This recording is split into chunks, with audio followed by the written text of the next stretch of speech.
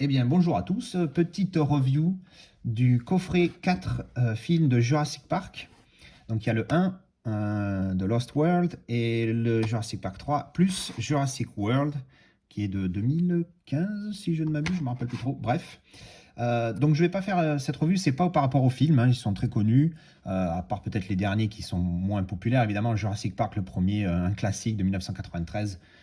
Très bon film. On va pas parler des films. Je fais juste cette review parce que j'ai revu donc ces 4 films-là en Blu-ray. Enfin, j'ai vu pour la première fois en Blu-ray ces films. Évidemment, je les avais vus en DVD avant. Et je l'ai revu avec un ami et on a été vraiment choqués et déçus par la qualité des 3 premiers. Le quatrième, ça va, c'est correct. Mais les 3 premiers, il y a un grain, il y a un bruit sur l'image qui est vraiment très présent.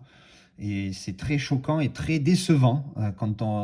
Comme j'ai dit, c'était la première fois que je l'ai regardé en Blu-ray. J'espérais vraiment avoir une bonne expérience visuelle et une bonne claque. Et puis en fait, pas du tout, au contraire.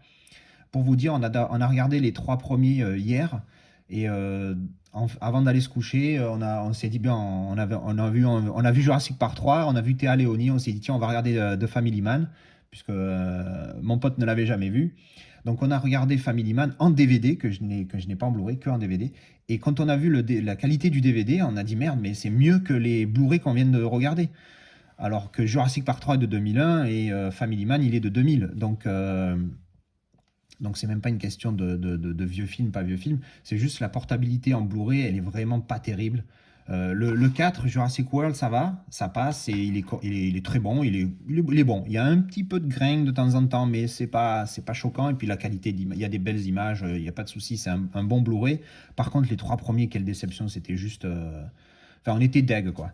Bref, donc si vous avez que les DVD et que vous pensez upgrade pour du Blu-ray, non, pas une bonne idée. En tout cas, pas ce coffret-là. Je ne sais pas s'il y a d'autres coffrets, d'autres versions en Blu-ray qui sont meilleures, mais j'en doute.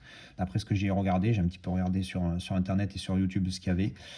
Par contre, il y a les 4K qui sont sortis. Je viens de les commander. Je les ai trouvés sur Amazon.com. Ils sont en réduction en ce moment à 50 $ au lieu de 75, je crois.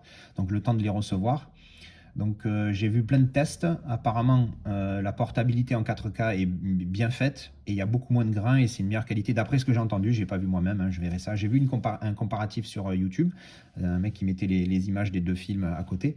Et apparemment, c'est mieux en 4K. Donc bon, j'espère que je ne serai pas déçu. Mais vraiment là, pour le coup, c'est une vraie. J'ai été déçu par certains Blu-ray qui étaient vraiment pas terribles et tout. Par exemple, Green Zone, j'adore le film avec Matt Damon.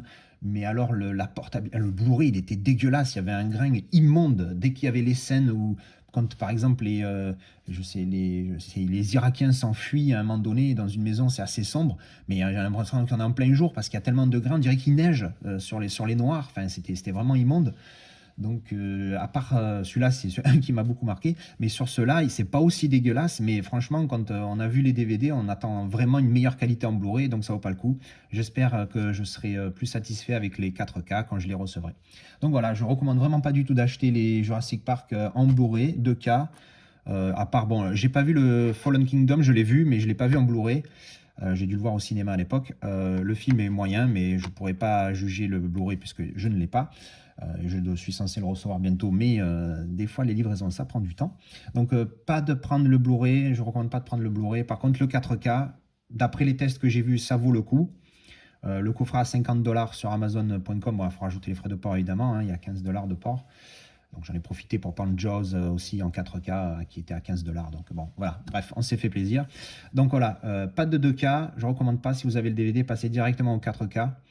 Parce que franchement, ou même garder les DVD, après je ne sais pas si ça vaut le coup de passer au 4K, hein. Encore une fois, quand je le recevrai, je vous dirai ça. Mais voilà, petite déception au niveau de l'image pour le 1, le 2, le 3. Le 4, c'est correct, mais voilà. Donc, si vous pensiez upgrade pour le 2K, surtout, non, on n'upgrade pas pour le 2K, on reste sur du DVD et peut-être du 4K. Voilà, merci d'avoir regardé la vidéo.